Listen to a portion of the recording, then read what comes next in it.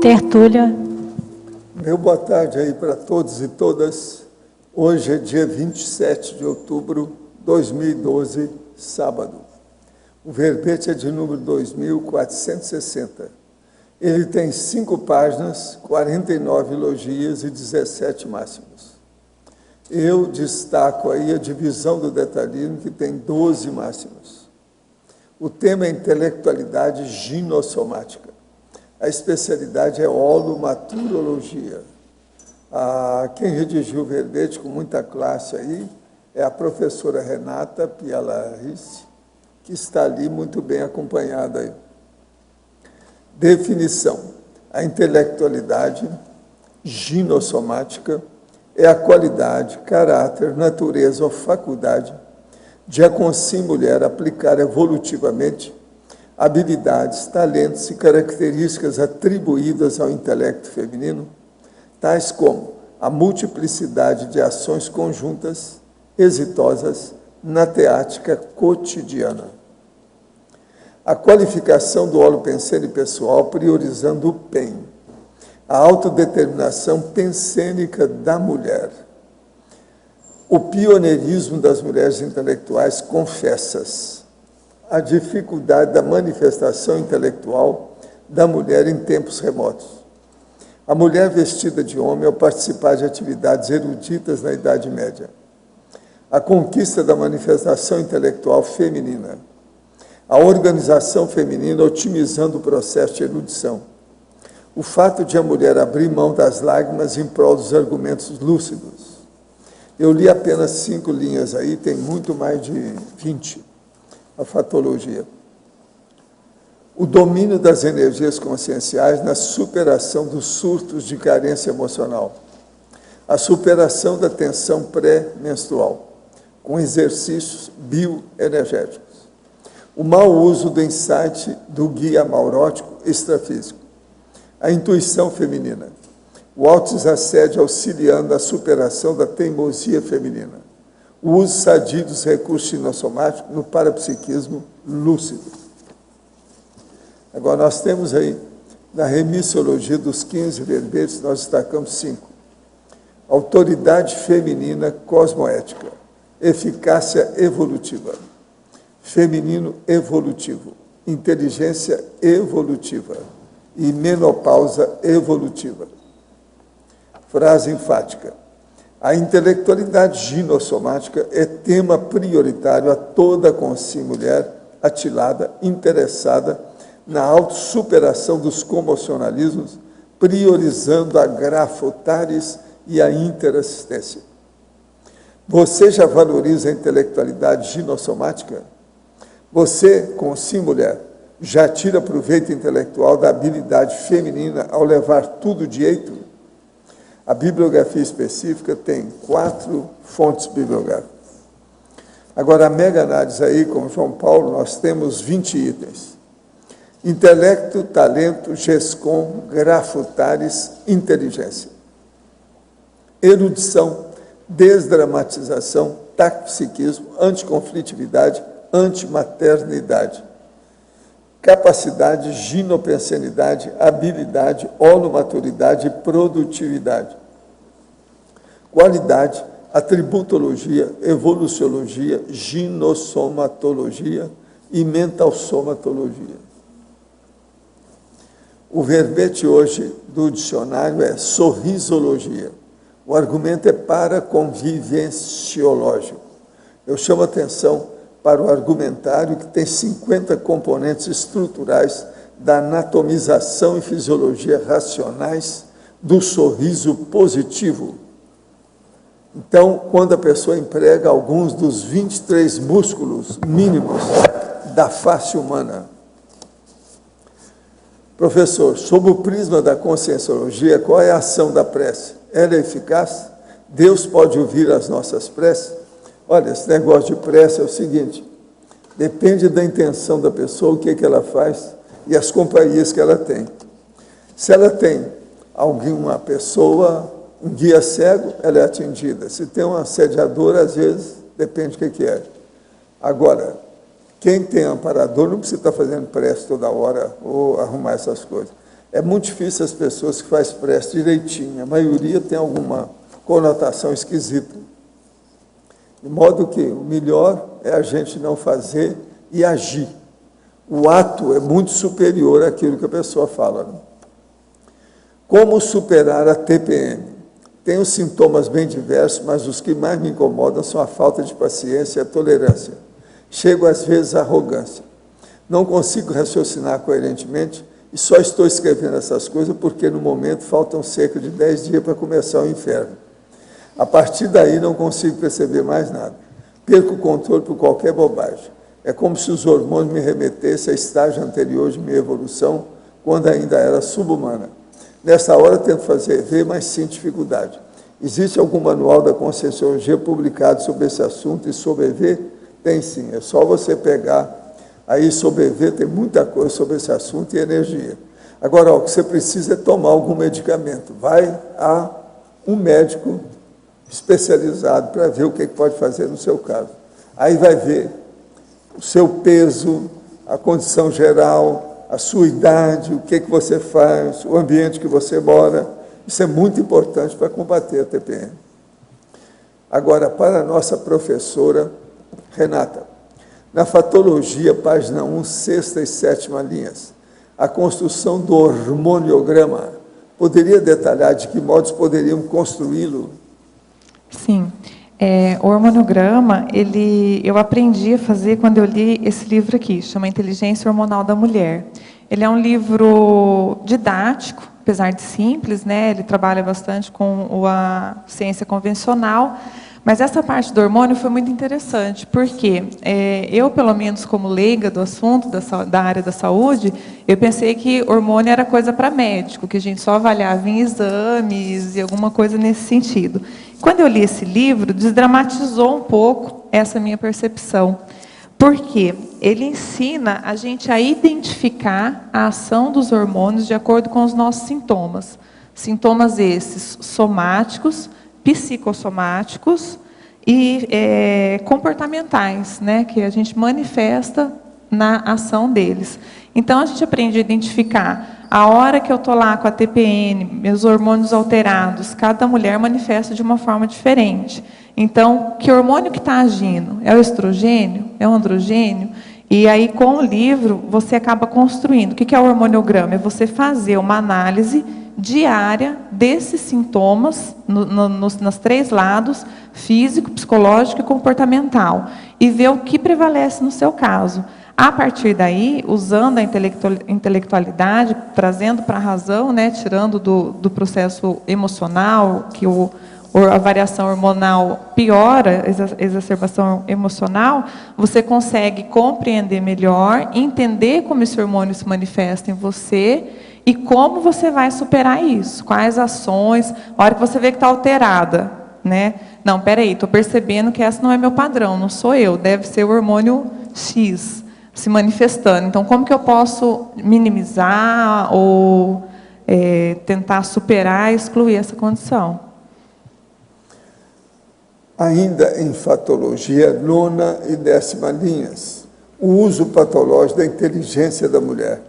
Poderia explicar dando exemplos? Sim. O verbete ele é neutro, né? Então, no nosso caso, a gente estuda a intelectualidade nossomática evolutiva, então, homeostático, para tentar melhorar e superar os nossos trafares. Mas o uso patológico, ele é um fato. Por exemplo, a sedução holochacral, que a mulher usa com muita facilidade. O processo de manipulação também, às vezes na liderança, ou até dentro de casa, né? Chantagem emocional. Para fazer chantagem emocional, você tem que ser estratégica, então você faz uso da inteligência, tem que pensar. São alguns exemplos de ações que a mulher, às vezes, pratica, mas que é o uso patológico. Em relação a outro item da Fatologia, página 2, última linha, o auto-ultimato cosmoético desdramatizador. Poderia esclarecer? Sim. Auto-ultimato cosmoético é um verbete, vale a pena ler para aprofundar. Mas qual que é a definição dela, né? O auto-ultimato cosmoético é decisão pessoal, final e irrevogável da consciência tenepsista abolir definitivamente as corrupções, conflitos, apriorismos, fantasias e jeitinhos egóicos, ectópicos, ainda remanescentes na automanifestação cotidiana, objetivando, né, conquistar a autodesassedialidade teática permanente.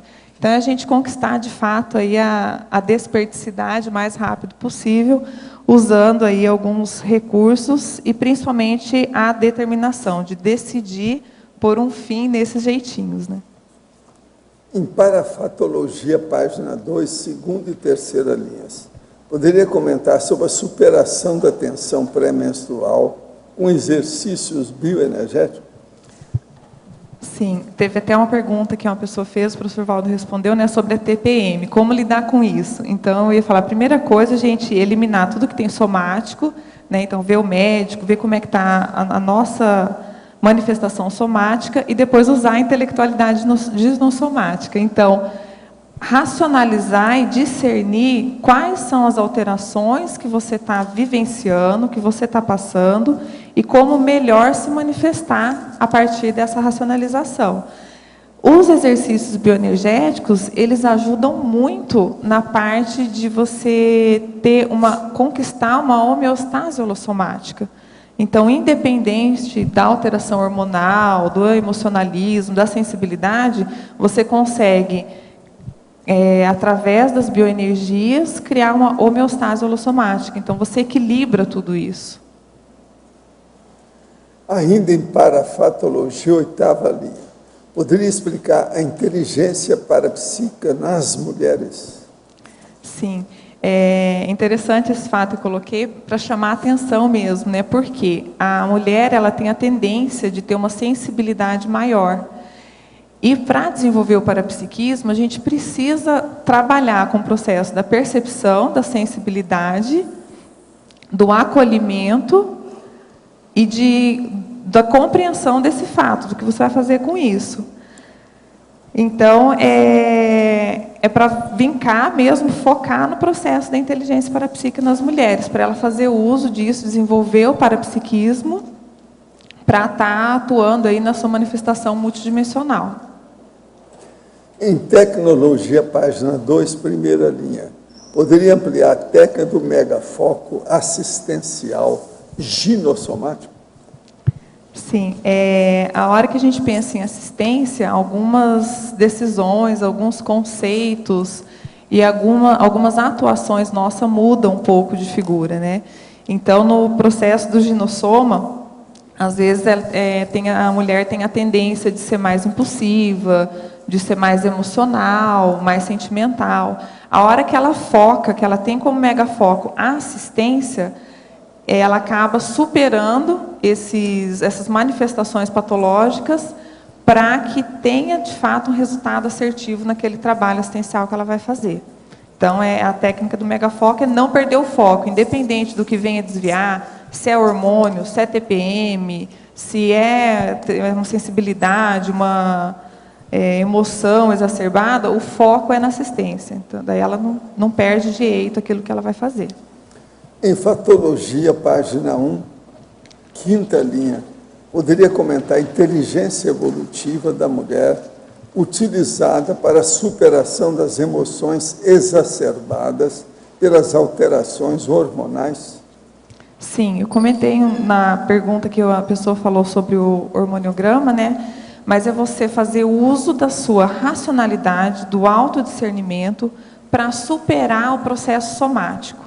Porque a alteração hormonal, ela é uma disfunção orgânica, um processo somático da mulher. E a hora que você consegue entender, compreender esse contexto e usar a sua inteligência para não entrar, às vezes, nos mata-burros, nos melindres que muitas vezes a alteração hormonal provoca, você consegue atuar com resultado mais assertivo e melhor. Então, é fazer o uso dessa inteligência para superar isso. No DAC, página 6, poderia abordar o item euforizaciologia. Desde 2008, quando acessei a conscienciologia, o sorriso não saiu mais dos meus lábios. E seu Murilo, aquele Murilo que escreve todo dia, ele que está falando. Agora, ó, euforizaciologia. O sorriso, quando límpido, não combina com o soluço. A mãe sorridente, por exemplo, cria o filho sorridente. A alegria íntima é o motor da mega euforização, começando a se expor pelo sorriso e não tem preço. A pessoa que não sabe sorrir, não tem o hábito de sorrir, é o distímico, se insere entre as personalidades mais ignorantes que existem, pois o sorriso é o princípio básico de educação. Evitemos negar sorrisos. Então, o processo todo é esse. O nosso amigo Murilo já se encaixou no assunto desde 2008, já faz 4 anos. Agora, então, não tem volta. É daí para melhor. Agora, gente, eu queria falar para vocês que a turma aí, especializada do Hotel Providencial, deu o seguinte recado. Em função das recorrentes chuvas, o lançamento da pedra fundamental do Hotel Providencial, que estava previsto para ocorrer nesse sábado, hoje, dia 27 de outubro, foi cancelado. Avisaremos oportunamente a nova data, porque o processo é o seguinte, está chovendo demais. Agora, eu queria perguntar, você pode anotar aí os dados para dar para a Mabel, que ela tem anotado os processos da para-elencologia. E hoje era meio-dia aqui, quando eu estava aí, a Renata já tinha chegado, quando apareceu uma senhora, assim, jovem, mais ou menos Balzaca, né, 30 anos, e falou assim, eu sou vestido azul. E sorriu. E mostrou realmente o vestido dela, era um fundo branco com uma porção de pintinha, tudo azul. Está bonito, ela é bonita, muito bonita. Então, você marca isso, porque tudo indica que ela é processo de mulher. Ela deve ter vivido aí até lá, quando apareceu a música, né? Deve ter sido na década de 70. Ela dessomou moça e deve estar fazendo assistência. Então, ela chegou e falou assim, eu sou vestido azul. Não... Como eu lembrei, era música. Não, eu lembro que teve uma música... Mas não tem nada a ver com aquela... Não tem nada a ver com aquela que o senhor encontrou no metrô, de vestido azul, comprido? Não, aquela não era azul, aquela era lisa. Era uma cor só, meia cinza. Era assim. Essa aqui não. Ela é bonita, sabe? A fazenda dela, a para-fazenda é bonita. E ela também é muito simpática. Ela é morena, clara, deve ter no máximo 30 anos, por aí assim. Não é muito alta, é bem normal, assim, sabe? A estatura média da história. Agora, na hora aí, você sentiu a energia dela, né? Ela deu um banho de energia a hora que eu comecei a falar da história. Tem a ver com os 2 verbetes, né? Porque ela sorriu também. Ela está sorrindo. É o processo, mas pelo que eu vejo, ela cuida de processo feminino mesmo, por isso que ela veio aí. Ela veio atraída pelo tema da Renata. Entende? Ela me deu a ideia disso. Agora, ó, essa eu não conhecia, nunca tinha visto, tá? Agora, o vestido é bonito. Ela tem razão, o vestido chama atenção. Engraçado isso, né? Agora, não é assim, por exemplo, flor, ou um pássaro, um botão, não é não. São bolas mesmo. Sabe quem é? Aqui tem uma pessoa que tem um negócio que ela guarda o laptop que parece com isso. É a Laura. A Laura tem uma... a minha memória é terrível. Estou lembrando aqui que tinha um negócio... ela tem uma capa com as bolas. É mais ou menos aquilo, só que tem da nossa amiga é muito mais bonito. Entende? Professor Valdo. Então, você guarda e mostra para ela, porque isso é da elencologia dela, né? E por que será que ela chamou a atenção para falar, eu sou o vestido azul? Do vestido? Eu acho que é porque eu prestei atenção àquilo, eu gravei e ela falou, não, eu sou o vestido azul. Professor, tinha uma música, sim, a Silvana até ela já cantou. Vestir azul e a sorte, então e a mudou. Sorte, então mudou. Eu estava muito triste na vida, não é isso?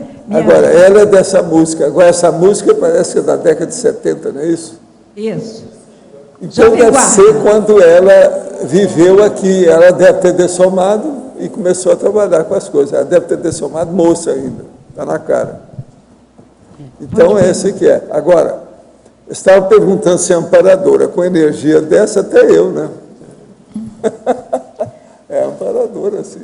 Pode perguntar a Renata? Pode, a Renata está aí. Pode, Sim. Eu Renata. entrego a Oi, Renata Tânia. para você. Ó, fatologia, no finalzinho da quarta linha de baixo para cima. Tá. Página 2. A elegância feminina tarística.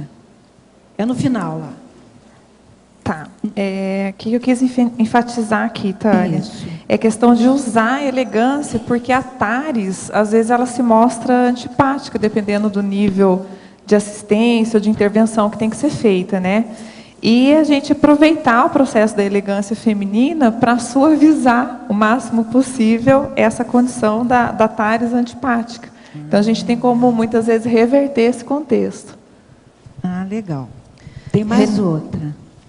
Pode falar.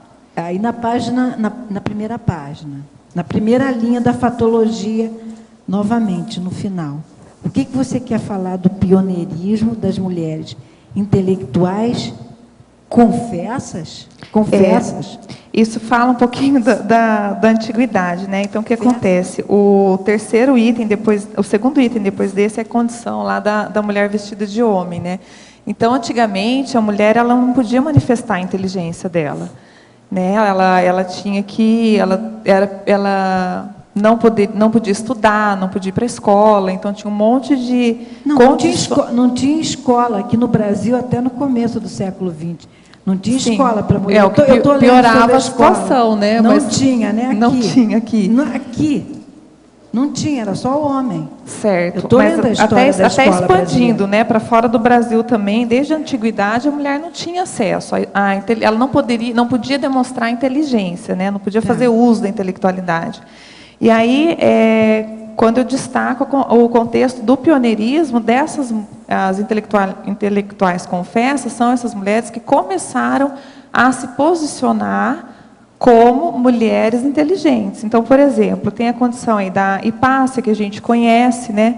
Tem outras antes dela, e depois também a Alice Paul, que foi a partir dela, ela era uma das que assistia a aula disfarçada de homem, né? E ela se revelou como mulher. A partir disso aí foi quando foi autorizada a prática da medicina pela mulher. Então, assim, é esse posicionamento da mulher enquanto mulher poder fazer uso da sua inteligência, poder se posicionar enquanto mulher intelectual na sociedade. Então a ideia da confessa é como posicionar. De assumir isso, posicionamento. Assumida. Renata, por favor, aqui na página... Confessa foi meio religioso, eu achei. Então eu não tinha entendido. Tá? Então, assumida. Obrigada. Nada. Parabéns, hein? Obrigada, Tânia. Renata, você pode, por favor, ampliar aqui na página 2, em fatologia, quarta linha, de cima para baixo, a valorização da singularidade consciencial dos traços predominantes no ginossoma? Posso. Eu quis enfatizar aí a condição da gente gostar de ser mulher nessa vida. Até porque se a gente não gostar, não tem outro jeito, né? Essa vida a gente veio nesse soma, então a gente precisa tirar proveito dele. Então, é valorizar essa singularidade da manifestação feminina, né, enquanto dos traços predominantes. A gente reclama muito da TPM, do hormônio, da irritação, da sensibilidade, da fragilidade, mas a gente pode tirar proveito desses traços. A gente pode aprender a lidar com isso, né? Então, é valorizar como se fosse a técnica de valorizar o trafora, entendeu? Transformar esse traço que às vezes parece fardo num trafor. Então, usar a sensibilidade. A mulher é frágil? Mas usar essa fragilidade para qualificar a sensibilidade na manifestação dela. Entendeu? Ajudou, Sandra? Renata, na aqui. página 1, Berlim. segunda linha da fatologia, segunda e terceira, a mulher vestida de homem ao participar de atividades eruditas na Idade Média. Isso é um fato, tá? Um fato não, vários fatos, tá, Arlinda? Igual eu comentei já ali, a hora que eu estava falando para a Tânia, a primeira que eu vi, que era de Atenas, a Agnodice, ela colocou, de fato, roupa masculina, estilo terno, gravata, para se disfarçar de homem, para poder assistir aulas. Então, era uma técnica, se é que a gente pode chamar assim, que as mulheres antigas usavam de fato. Elas se disfarçavam de homem, se fantasiavam de homem, para poder ter acesso à escola, manifestar a sua intelectualidade. Agora, a paradoxologia, o paradoxo implícito na expressão, seja homem e mulher. Esse paradoxo, na verdade, ele é bastante conhecido, né? O professor Valdo usa muito com a gente, a hora que a gente vai lá chorar as pitangas, cheio de nhenhenhê para ele bate na mesa e fala, seja homem, mulher. Então, o que é o paradoxo? É a gente abrir mão mesmo desse nhenhenhê da mulher, né? Dessa choradeira aí, se posicionar e parar de chorar, deixar a emoção de lado para ter um posicionamento, aí fazendo analogia de um homem, né? Que aquela história que o homem não chora, o homem é mais firme e tal. Então, é nesse sentido. Tá, obrigado. Renata, aqui, Oi. na parafatologia, estou atrás de você aqui. Tá. Na parafatologia, na 8ª linha, o uso da sensibilidade feminina na gestão parapsíquica na SOCIM. Você podia expandir isso um pouco?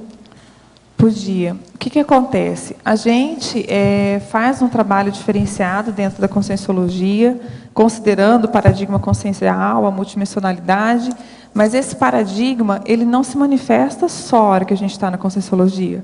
Ele se manifesta no nosso dia a dia.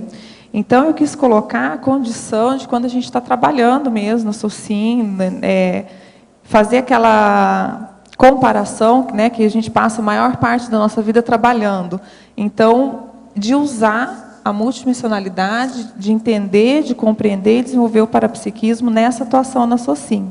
Então, a sensibilidade parapsíquica, ela ajuda muito. Muitas vezes tem uma briga de equipe, um contexto complicado, às vezes com o patrão, com o chefe. Se você não entra na onda e fala assim, não, peraí, deixa eu ver. Quais consciências que estão tirando partido dessa situação? O que está acontecendo aqui? O que está sendo discutido de fato? Quem que está envolvido nesse contexto, não só considerando as consins, né, daquela empresa, naquela gestão ali da parapsíquica dentro da SOCIM. Então, você expande, você primeiro que tem uma cosmovisão da problemática. Né? Você consegue compreender uns comportamentos até que estão sendo manifestados ali. E, a partir da sensibilidade feminina, você usa esse parapsiquismo em favor da assistência e da solução para aquele problema. Muitas vezes, na SOCIM, você não pode falar, gente, você está assediada, tem uma consciex, assim, assado, que está acoplado com você, por isso que você está pensando desse jeito. Né? A gente não pode falar dessa forma, mas você pode chamar atenção. Fulano, esse não é seu padrão, por que você está gritando? Por que você está falando isso? Olha a palavra que você falou que não é do seu vocábulo, né? Não é do seu vocabulário, não é a forma que você se manifesta. Então, isso auxilia na própria assistência que a gente faz no dia a dia, onde quer que a gente esteja se manifestando. Oi. Agora foi. Em fatologia, na primeira página, na 6ª linha de baixo para cima, aprofunda um pouco o uso do temperamento forte em prol da sobrevivência consciencial. Aprofundo. O que acontece? A mulher, ela tem um estigma, até pela manifestação dela na história, de ser a mulher sensível, frágil, que não se posiciona, muitas vezes fica, né, submissa. E a gente percebe, tem algumas casuísticas, que esse temperamento forte, ele até para sobreviver a esse tipo de submissão, dentro da SOCIM, inclusive. Né? E, às vezes, até dentro de um curso, dentro de uma manifestação. Às vezes, a gente dá aula mesmo de conscienciologia e, de vez em quando, chega no CIP alguns doutores, pós-doutores, e eles dão de dedo na cara da gente, né? Tipo assim, mas você, mulher, fala assim, vocês choram e tal. Então, a gente se posiciona e, às vezes, esse posicionamento, ele vem do temperamento forte. Um exemplo também é dentro da própria família, né? A gente, mulher, dependendo da família que a gente nasce, tem a autoridade ali do pai, a família, ela tende a ser um pouco machista, né? Até historicamente falando. Então, esse temperamento forte que a mulher desenvolve, muitas vezes, é para superar o próprio grupo karma, a própria família nuclear, que foi o meu caso.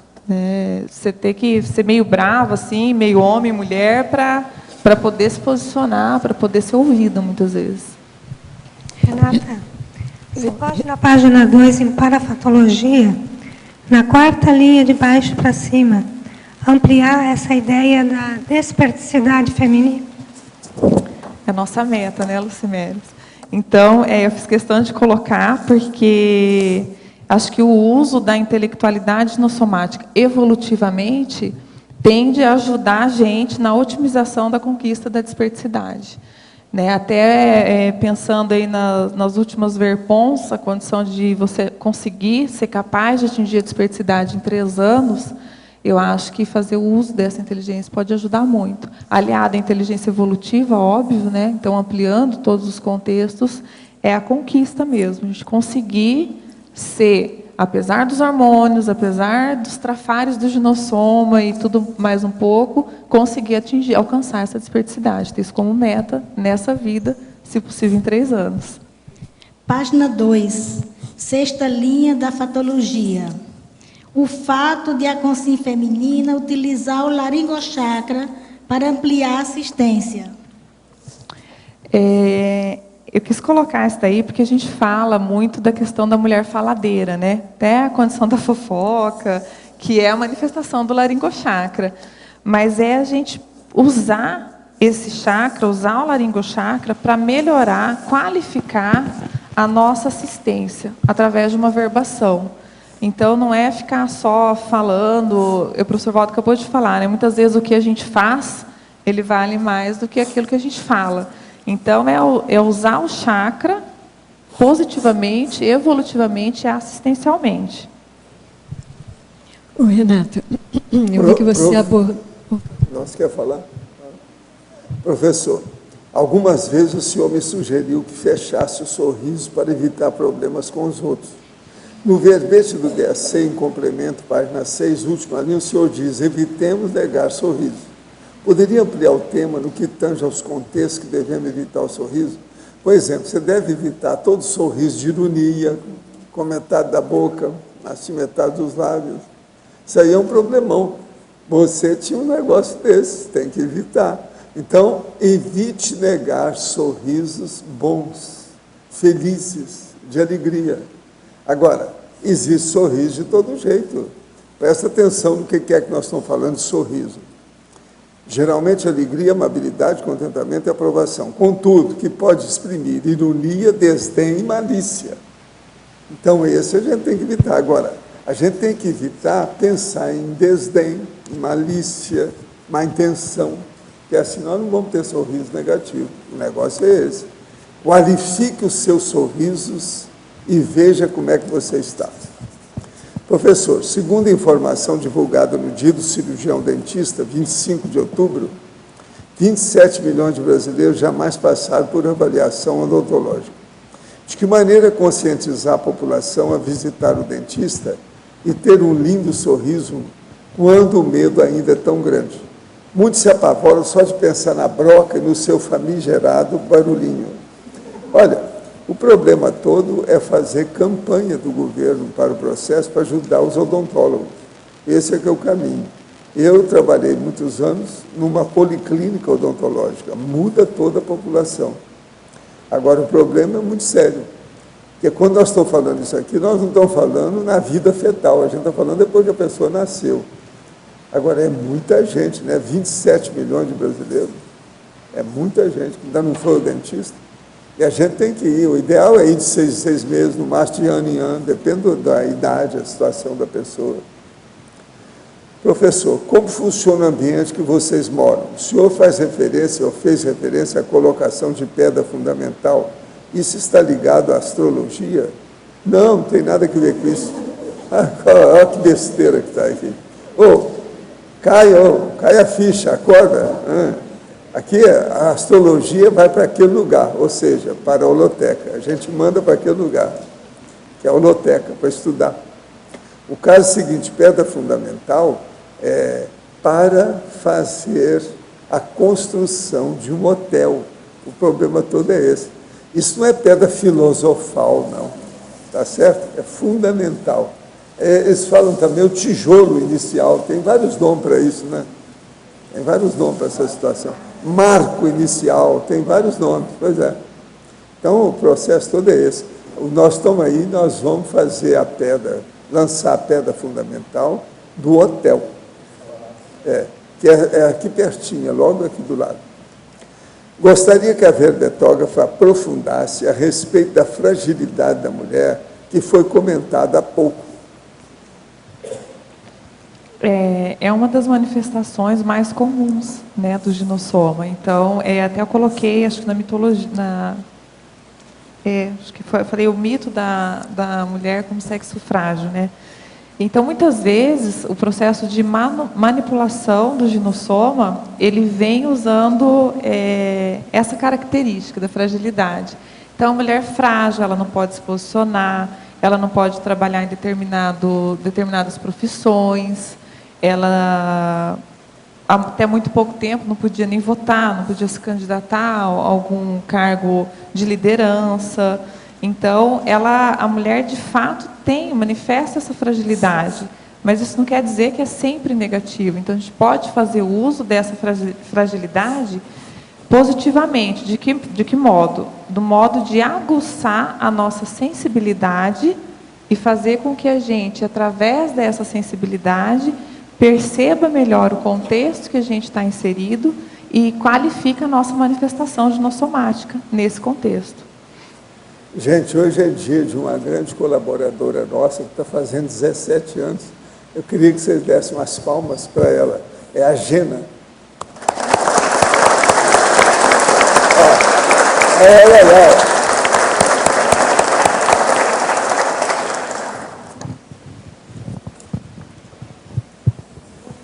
Pode.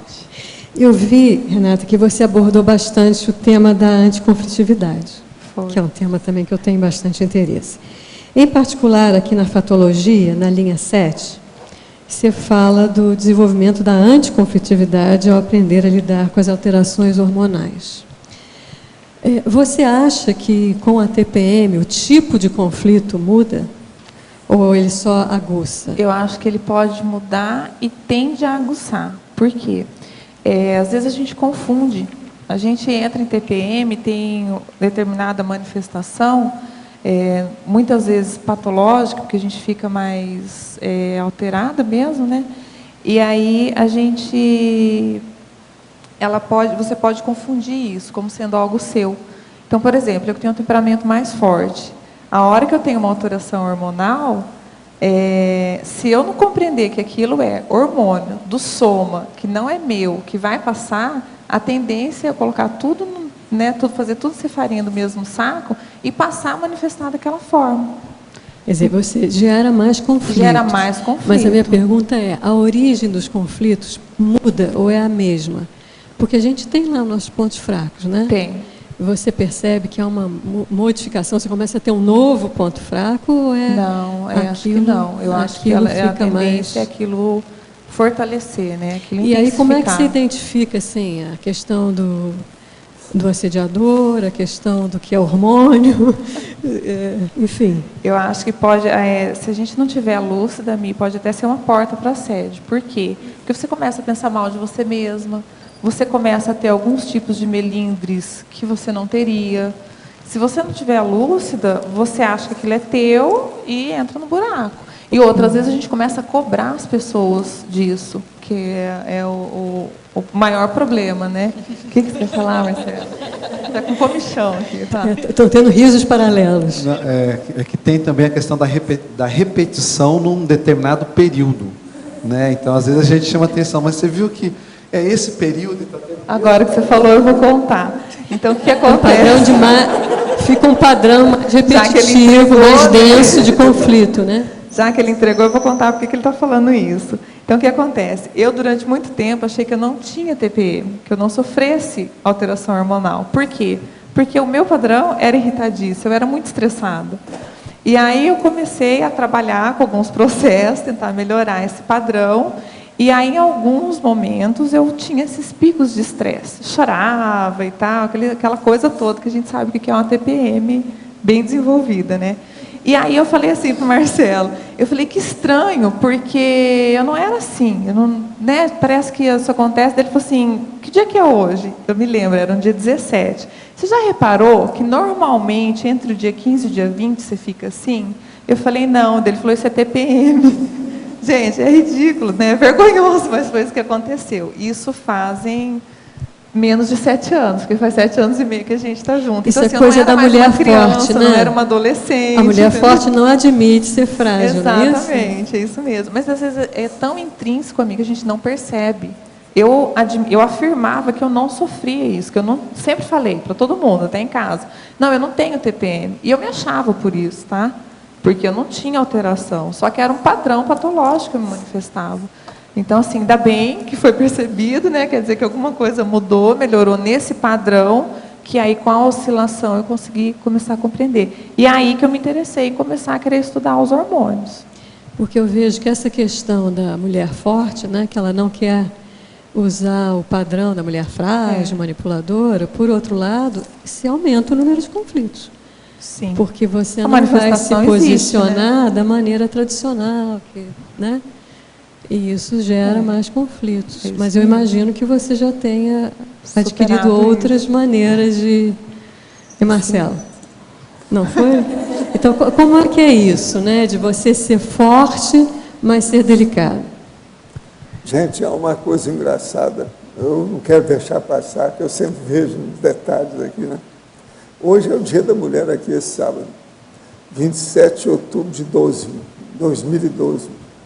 Sabe por quê? Tem 4 coisas. O tema do verbete dela. Ela é mulher, por incrível que pareça. Aparece uma amparadora que é mulher, falando de vestido. Quem usa vestido é mulher. A única aniversariante que eles falaram é a Gena. Gena e Gina, na minha terra, é a mesma coisa. Então é ginossomática, é mulher. Veja bem. Outra coisa. O verbete do DAC é sorrisologia. Quem é que tem mais? Mulher. Então, ó, os homens aí, hoje não está para peixe. Hoje... Eles estão até se contendo. Tem 4 itens plausíveis, né? Tem lógica. Há uma convergência de condições. Engraçado isso aqui, né? Eu estou me sentindo muito bem nesse dia aqui com vocês. Renata, aqui no B, então eu queria, gostei muito do seu verbete. Obrigada. Parabéns. Não Obrigada. sei se alguém já te... Na parafatologia, na fatologia, na página 2, de baixo para cima, a 4ª linha, começando ali lá no cantinho, a autonomia profissional da gestora parapsíquica. Você poderia explicar assim, o que você quis dizer com isso? Sim. Tem um verbete, né, que chama gestor parapsíquico, que é do Marcelo. Então, o que eu quis dizer com isso? É que a hora que você assume essa condição da gestão parapsíquica, isso inevitavelmente dá mais autonomia.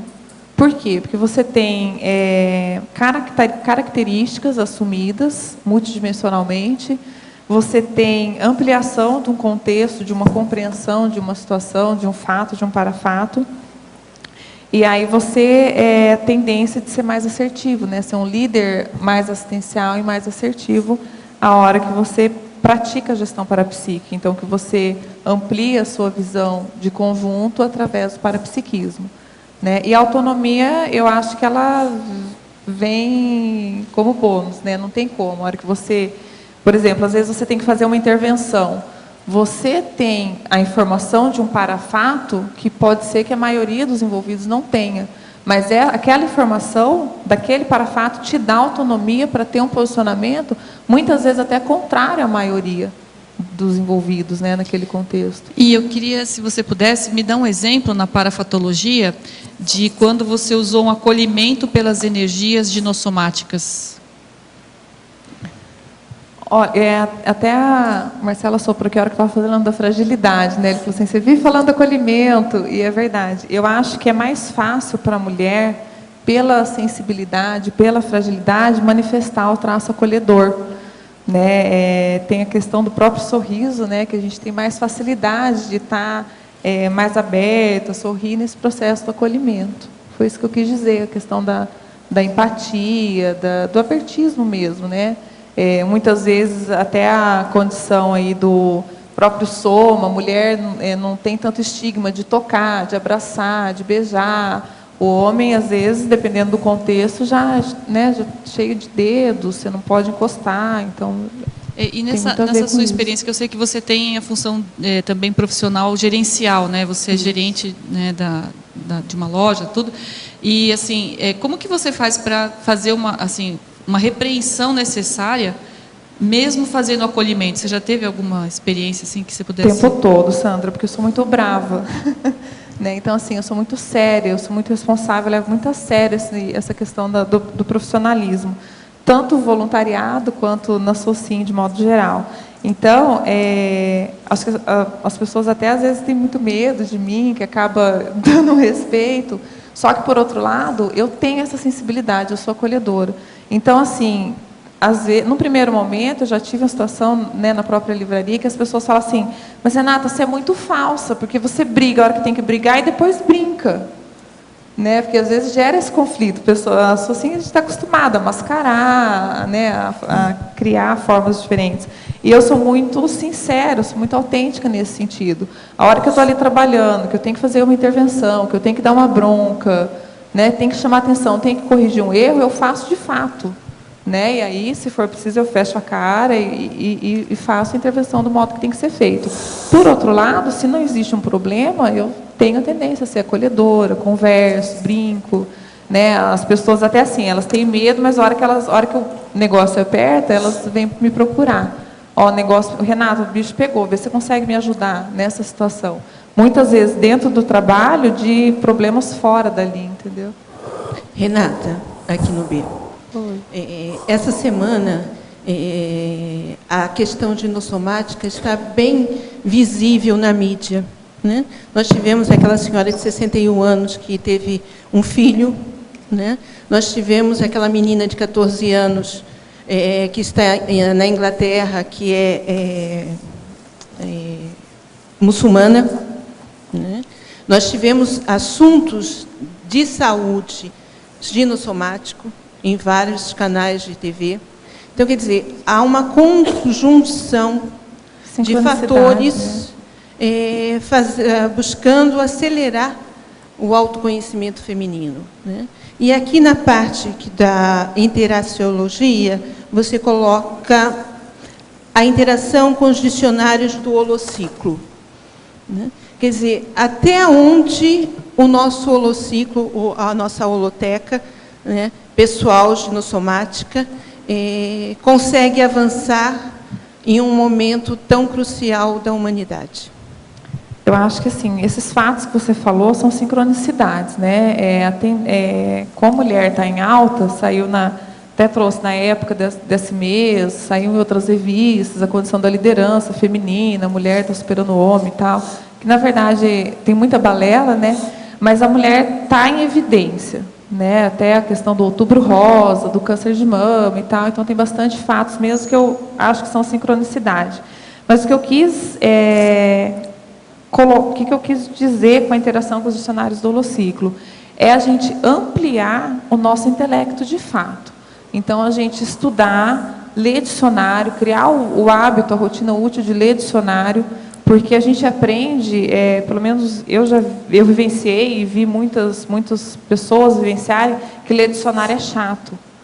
E se a gente cria essa sinapse, vem com essa sinapse arraigada, isso é um problemão para nós. Principalmente a mulher, que historicamente não podia estudar. Aí ler dicionário é chato e tal. Então, assim, toda, né, a forma de ampliar o nosso neurolexo, a nossa intelectualidade, ela acaba sendo travada. Então, a gente, de fato, fazer o uso do que a gente tem aqui à nossa mão é uma oportunidade, né, um mérito de quem está aqui em Foz do Iguaçu, de ter isso à disposição, de ter o holociclo, não só os dicionários, né, todos os livros, todas as áreas de pesquisa que a gente tem ali amplamente para estar mesmo qualificando o nosso intelecto, ampliando o nosso neuroléxico, entendeu? Até para a gente estar melhorando a nossa assistência. Até se a gente for lembrar da pré-intermissiologia, né, a gente vai ter que estar com nosso dicionário cerebral, associação de ideias para o uso de argumentos que a gente vai ter que ter nos resgates extrafísicos que a gente provavelmente vai fazer. É agora que a gente tem que se preparar, né? Não é esperar chegar lá na baratrosfera, porque senão a tendência é ficar lá, né? É uma coisa que eu observo aqui em Foz, né? Eu senti na pele a questão do machismo exacerbado. A própria mulher, ela exerce esse ponto, né? Porque ela diz assim, eu tenho que conversar com meu marido, eu só faço se eu falar com meu marido, e as coisas acontecem só se o homem permitir, né?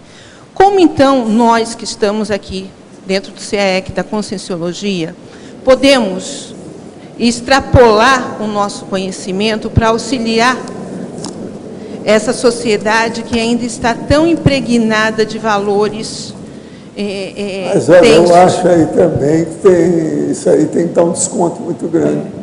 Tem muita coisa que eu faço que eu tenho que ouvir minha mulher. Você também não é a mesma coisa? Você não escuta a Renata? Eu ia isso falar aí eu acho que já caiu muito. Eu acho que, assim, primeiro, essa questão de como ampliar isso é através do exemplarismo, não tem jeito. A sua manifestação sendo diferente, a melhor, né, a maior... o outro, não tem saída. Isso como mesmo. É que vai fazer? E você falou aqui em Foz, você viveu na pele. Isso é geral. Todo estigma, ele é repetição de fatos. Então, machismo, feminismo, né? E normalmente, quem está sendo estigmatizado, seja o homem ou a mulher, em qualquer circunstância, é porque aquela consciência, ou aquelas consciências, aquele holopensene, ele é repetido. Né? Então, você falou, porque a mulher é estigmatizada e tal, mas tudo ela fala que ela tem que falar com o marido. E vai continuar sendo. Né? Agora, eu acho que a troca que o professor Valdo trouxe, principalmente, né, no duplista, né, na constituição da dupla, ela é diferente até de pedir permissão. Né? A gente não toma uma decisão mais séria, um sem conversar com o outro, até porque muitas das coisas no desenvolvimento da proex pessoal de cada um, a dupla vem para otimizar o processo. Né? Concordo plenamente. O que eu digo é que as pessoas se utilizam desse fato. Uso disso, exatamente. Né? Então, até para comprar um botão numa Mercedes, num 99, a pessoa dá uma desculpa constante de que não faz nada. Mas isso é porque é conivente para esse tipo de pessoa que dá esse tipo de desculpa. Ela tem algum ganho secundário com isso, entendeu? Sim. Porque, né, senão não tem lógica, né? É uma autonomia que, na verdade, ela não existe. Então, assim, a mulher ela tem que ser autônoma até a página 10. A hora que envolve as decisões da dupla, do casal, né, mesmo sendo uma dupla do marido e da mulher, tem que ser tomada em conjunto. Eu vou confessar uma coisa para vocês, meu caso particular. Eu trabalho muito com a cabeça. Registro muita coisa, escrevo muita coisa, de manhã, de tarde, de noite, de madrugada. E, às vezes, os meus horários não combinam com a da minha mulher. Ela trabalha muito, eu trabalho muito. A gente aguenta isso porque nós não temos nenhum dia só nosso. Atualmente, ela trabalha para os outros, eu também trabalho para os outros. Ela de um lado, eu do outro.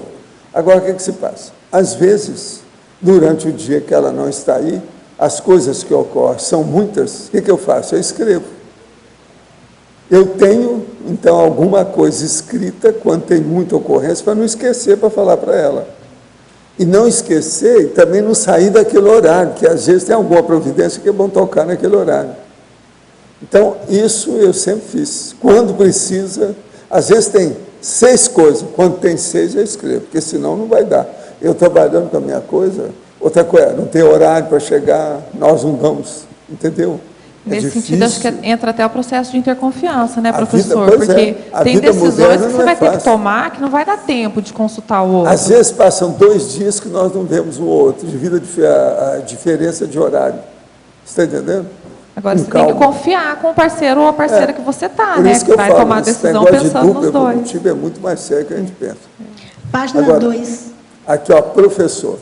A existência de curiosidade sexual acima da média na infância e alta assédio sexual a partir da puberdade pode indicar proex associada à autossuperação dessa condição? Pode.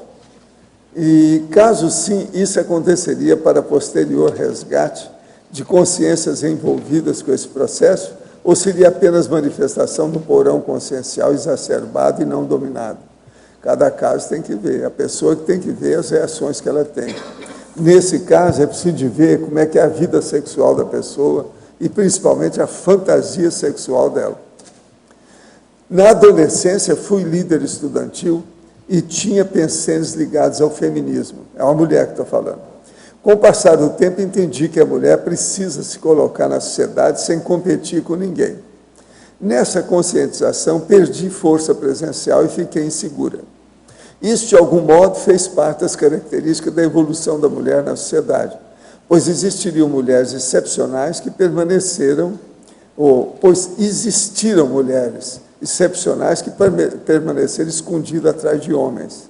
Por outro lado, houve mulheres que se posicionaram de maneira masculina para poder enfrentar a sociedade.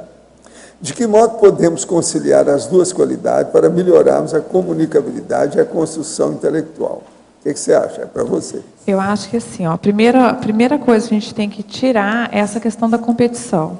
A tendência de entrar autoassédio, né, nem heteroassédio, né, nesse contexto, ela é muito grande e não vai dar certo, o resultado não vai ser positivo, né? Então, assim, essa história da mulher querer competir com o homem, ser melhor ou ser maior, é até importante essa pergunta, porque, assim, não é esse, inclusive, o objetivo desse verbete. A gente quer o quê? É mostrar que a mulher pode ter uma manifestação diferente e usar isso evolutivamente e assistencialmente, né? E muitas vezes até no processo de interdependência com o homem, né? Que seria aí a condição da duplista exitosa. Então, a gente acho que vale a pena, sim, se posicionar, né, tomar as decisões que achar que são as mais adequadas naquele momento, mas sem querer brigar, sem querer competir, né, simplesmente de se posicionar, fazer o que tem que ser feito e seguir em frente. Gostaria de saber qual o pior trafar ginossomático superado pela verbetógrafa que a impulsionou a apresentar esse verbete, que é produção mental somática. Eu não sei se é o meu pior trafar, mas o que me impulsionou a escrever esse verbete foi o processo do emocionalismo. Eu sempre fui muito chorona, sempre me vitimizando, e muito emocionada, e fazia chantagem emocional. E aí eu comecei a perceber que estava tomando na cabeça, né? Essa aqui, ó. Parabéns pelo verbete. O que inspirou você a redigir esse verbete? Qual a sua experiência quanto a esse assunto? Como você se sente defendendo o verbete? Eu me sinto muito bem, mas foi o contraponto, na verdade, que me fez definir, enviar o tema até para ser aprovado. Foi assim, o que vai me tirar do buraco? O que vai me fazer parar com isso? Né? Tudo era motivo para drama, gente. Tudo eu chorava, tudo era aquele pior que novela mexicana. E aí eu comecei a entender que assim, o único jeito era se eu começasse a usar a inteligência. Porque era uma manifestação que, quando eu precisava, a hora que o cerco apertava, eu usava. Eu sabia que eu era inteligente, que eu poderia desenvolver essa intelectualidade positiva, homeostática, né? Eu nunca esqueço uma vez que eu vim conversar com o professor Valdo, logo que eu mudei para Foz, que eu cheguei perto dele, comecei a falar e comecei a chorar. Aí o senhor falou assim para mim, aí ó, não posso nem começar a falar que você já chora, veio fazer o quê aqui? E aí eu saí super brava. Agora, aí eu saí brava, você sabe o brava. apelido dela na intimidade? Você sabe, ela tem um apelido. Não sei se vale a pena falar. Pode falar. Ela é a Kate. Como é que é o nome da Kate no cinema? Qual é a Kate mais conhecida atualmente? Ela é a Kate, olha a cara dela. Kate Winslet. É ela. Conforme a posição que ela fica, e o jeito é a cara da dona, da atriz lá de Hollywood. Qualquer sincronicidade com a Inglaterra, mera coincidência, né, professor? Então, criaram, né, A gente chamava ela de Kate. Ô, Kate, como é que tá? Como é que tá a situação? Qual é o último filme da sua performance? E a Kate está ainda na moda, ela está trabalhando muito, de vez em quando aparece filme dela aí. Ela é uma grande atriz. Grande atriz. Agora, o que eu noto é o seguinte, ela está ficando velhinha, está ficando diferente de você, porque ela está ficando mais velha. A atriz tem muita cara de boca, ela envelhece logo. Faz muita careta. Você já viu que ela está um pouco alteradinha. Mas é uma grande atriz. Renata. Agora, realmente, você parece com ela, parece. Sempre foi. Página 2. Oi. A primeira linha, o fato da mulher intelectual não praticar o consumismo excessivo. Isso você levando em consideração também a questão hormonal, se teve alteração? Não, isso é questão do ir às compras. Não sei se você já ouviu falar, tem até uma condição e um dito popular, que os homens falam assim, a hora que minha mulher fica estressada, começa a incomodar muito, eu dou o cartão para ela, dou cartão de crédito. Então o pessoal brinca, né, a shopping terapia. E isso existe de fato. Pode ser que com a alteração hormonal isso se intensifique, né, se amplie um pouco. Mas a mulher, a tendência dela ser naturalmente consumista, né? Ela muitas vezes compra as carências dela através do gasto excessivo, do consumismo excessivo, de bolsa, de couro, de um sapato para cada cor do vestido. A mídia explora muito isso, sabe que a mulher tem essa tendência, então usa isso em favor dos comerciais, do dinheiro, né, de outras condições. Mas foi isso que eu quis querer dizer. A hora que você usa a sua intelectualidade no somática, você, por exemplo, né, percebe que tem uma carência e que não adianta ir para o shopping, comprar uma bolsa de R$ 1.500, que aquilo não vai suprir. Ela pode até atender necessariamente, naquele momento, te dar uma sensação de bem-estar, mas não vai suprir a carência.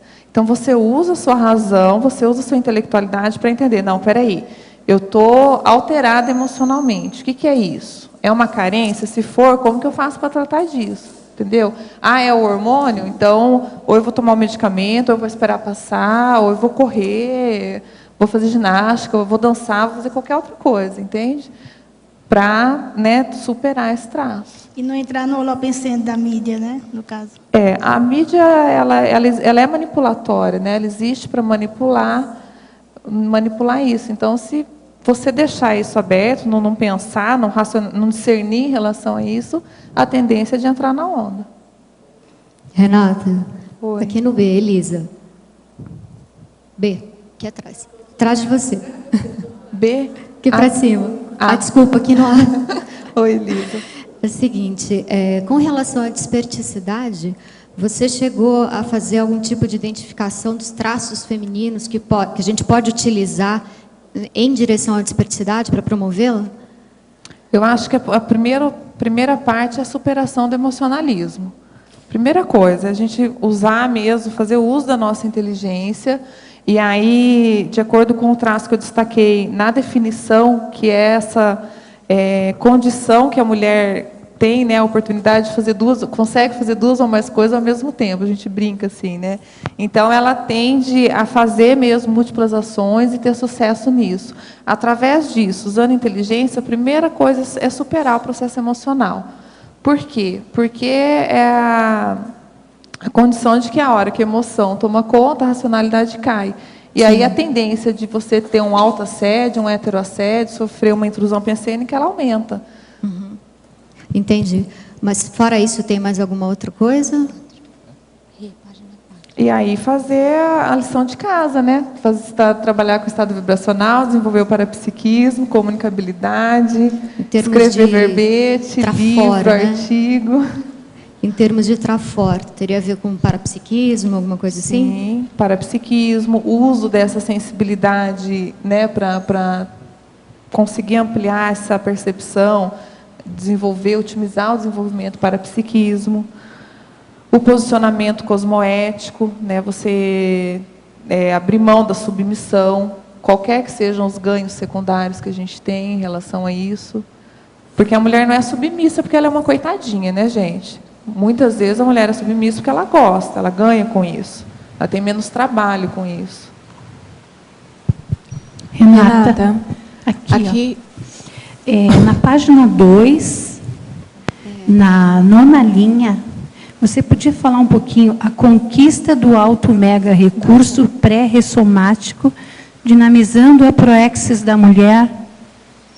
Sim, Jussara.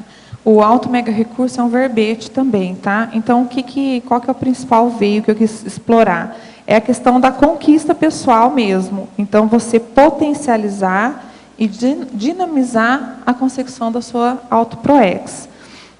Alguns desses, né, mega recursos que a gente pode recuperar e através aí da conquista pessoal. Por exemplo, a recuperação dos autocons magnos. Você trabalhar com esse objetivo. A questão das retrocognições, você conhecer a sua holobiografia, né? Então, você saber por que eu estou nesse corpo de mulher, por que a tendência da minha manifestação, o padrão é esse, né? Que traço eu preciso superar para fazer diferente, para ser aí o pulo do gato na minha manifestação e eu conseguir atingir a desperticidade, enfim, outros contextos. Então, daí no verbete tem várias condições ali. O mérito da conquista do macrosoma, a paragenética, a paraexcursão interplanetária. Então, são vários exemplos dessas conquistas, né, dos alto mega recursos pré-ressomáticos. Seguindo ali, mesmo na linha 10, o uso evolutivo da extrapauta aprimorando a rotina da mulher. Extrapauta também é um verbete. Então, o que é extrapauta? A gente até falou hoje na mini intertúlia, né? Então, é a condição, uma ocorrência inesperada. A extrapauta, ela pode ser evolutiva, mas pode ser nosográfica também. Aí depende muito do nosso disciplina e da nossa auto-organização. Nesse caso, já que é para otimizar, né, a produtividade feminina, é a extrapauta evolutiva, né? Então, o que é isso? É uma pauta extraordinária. Por exemplo, o extrapolacionismo parapsíquico. Não é um padrão, a gente não tem isso o tempo todo, né? Então, a hora que ele acontece, a gente considera um exemplo de extrapauta. Então, você tem o extrapolacionismo e você faz uso daquilo. Claro? Obrigada. Agora, eu queria fazer uma pergunta para o Valdo. Aqui no verbete do DAC, podia falar ali, dialecticologia, na última linha ali, há sorrisos inavaliáveis. Às vezes, um sorriso, ele é capaz de vencer uma guerra. A família está toda perturbada por causa de uma pessoa. A pessoa chega lá, solta um sorriso, pronto, aquilo. Esse sorriso não tem preço. Você não pode avaliar. Ele, às vezes, consertou tudo que precisava lá. A hora que eu estava esperando que a mulher chegasse com uma garrucha na mão, ela chega a dar um sorriso, pronto. Mata todo o contexto. Eu já vi gente assim. Um sorriso, acabou. Aí a pessoa todo corre, abraça a pessoa. Nesse caso, a gente pode usar o sorriso como a extra-pauta, né? Quem estava esperando. É essa pauta. Tá bom, obrigada. Tem que levar isso em consideração. Renata, aqui na página 2, em tecnologia, tem duas que eu ia pedir para você falar um pouco mais. A primeira, que é a técnica do megafoco assistencial ginossomático, e depois, na terceira linha, de baixo para cima, a técnica de sobrepairamento no convívio com androssoma. Isso eu acho que pode me ajudar. Tá. A técnica do megafoco, a gente comentou já, Sandra. O que eu quis enfatizar aí? Você não perder de jeito o seu trabalho assistencial. Então, manter o foco, usar aquele megafoco independente das interferências, das intercorrências, das extrapautas que possam acontecer. Então, às vezes, você está ali num trabalho assistencial sério e provavelmente a probabilidade é alta de ter contrafluxo para te tirar mesmo do veio, né? Então, você está lúcida em relação a esse megafoco, a sustentabilidade do trabalho que deve ser feito. Isso que eu quis enfatizar de megafoco, até na manutenção mesmo do próprio foco, porque a nossa tendência é ser mais dispersiva, aí já se desorganiza, já, né, mistura tudo. Então, é manter isso para levar o trabalho direito. E a técnica do sobrepairamento no convívio com androssoma é uma técnica que eu uso, né? A técnica de sobrepairar. Então, tanto às vezes no meu trabalho, ou principalmente em casa, não tem jeito, a gente tem que sobrepairar, entendeu? Tem que, às vezes, certas coisas fazer de conta que não está acontecendo, ou que você não ouviu, entendeu? Deixa passar, depois... Estão querendo te colocar numa fria, viu, velho? Então, assim, mas é sobrepairar mesmo, porque senão a tendência é a gente ficar irritada, aquilo muitas vezes até assim acaba o casamento, entendeu? Dependendo do nível, da condição contrária, na manifestação do androssoma, a mulher ela tem a tendência a criar muita expectativa. Com essa tendência, normalmente a gente tem muita frustração, né? Então, a gente precisa aprender a equilibrar isso, sabe? Tem um livro que eu trouxe aqui, ele é muito interessante, é do Samitiba. Chama Homem Cobra e Mulher Polvo. Até na capa ele fala, divirta-se com as diferenças e seja muito mais feliz. Ele é muito didático, né? Apesar de ser autoajuda e a questão, né, da ciência convencional, ele assim, faz a gente entender que o homem é diferente da mulher, entendeu? Então, assim, é engraçado, porque eu me manifestei durante quase minha vida toda querendo que o homem entendesse a mulher, entendesse uma alteração hormonal. O homem não vai entender a alteração hormonal, entendeu? Ele não passa por isso, ele não tem obrigação disso. Então, a gente tem que sobrepairar. Nesse sentido, eles têm que sobrepairar a gente, né? Quando a gente está aí toda alterada. Então, acho que é isso, é tentar, assim, sabe, desdramatizar, suavizar, trabalhar até com o bom humor, que eu coloquei ali na fatologia, que, né, no meu caso, estou desenvolvendo. Então, a gente tem que sobrepairar, porque senão é complicado conviver, né, Bê? Renata, aqui no ar, você pode falar um pouquinho, aqui, Luziânia, sobre o hormoniograma, não sei se você já falou, eu falei, mas eu falo de novo. Esse hormoniograma eu aprendi a desenvolver lendo esse livro aqui, Inteligência Hormonal da Mulher. Tá? O que me ajudou nesse sentido? Foi desdramatizar ou até compreender as alterações hormonais que a gente vivencia. Né? Então, até brinquei, mas foi sério, eu falei que o pessoal riu. Para mim, hormônio era só o médico que entendia, só saía alguma coisa no resultado do exame. E aí eu aprendi a desdramatizar e entender que a alteração hormonal ela pode ser estudada e entendida, independente se você está na área da saúde, que é o meu caso. Então, assim, nesse livro, ele aprofunda e separa de modo didático alguns tipos de hormônios e como eles influenciam na gente, nos nossos sentidos somáticos, psicossomáticos e no comportamento, como a gente manifesta isso. Vale a pena. Renata, você criou algum instrumento para fazer essa medição? Assim, você criou algum? Eu usei o diário que ele sugere aqui no livro, que é para fazer um hormonograma, ele é diário mesmo. Mas eu fiz isso durante um tempo. A hora que eu consegui identificar esses traços e essa intervenção do hormônio, né, da alteração hormonal, daí eu parei. E aí você fazia registro das alterações emocionais? Como é que era? O que você registrava? Por exemplo, uma alteração, a gente inchar. Tem mulher que não incha, mas é comum você inchar. Isso é manifestação de determinado hormônio. Então a normalmente, manifestação a mulher, o que acontece? Baixa a autoestima dela, porque a hora que ela incha, ela sente que ela está gorda, nenhuma roupa serve e tal, aquilo gera um estresse. Entende? Então, você está meio encadeado o processo físico, psicológico e a manifestação desses traços. Tá bom. Tá certo, psicólogo? Obrigada. Renata, você poderia falar sobre os efeitos do taquipsiquismo feminino na página 3, a terceira linha do Efeitologia? A condição de fazer várias coisas, de conseguir levar várias coisas de eito, eu quis dizer, com esse taquipsiquismo. A mulher ela tem uma facilidade, né, de pensar mais de uma coisa, de fazer muitas coisas ao mesmo tempo. Eu lembro quando eu era criança, adolescente, minha mãe ficava estressada, porque eu estudava com música assistindo televisão. Então, assim, né, conseguia me concentrar com isso, entendeu? Muitas vezes assistia televisão fazendo palavras cruzadas e tal. Então, assim, são situações que o pessoal tirava sarro da gente.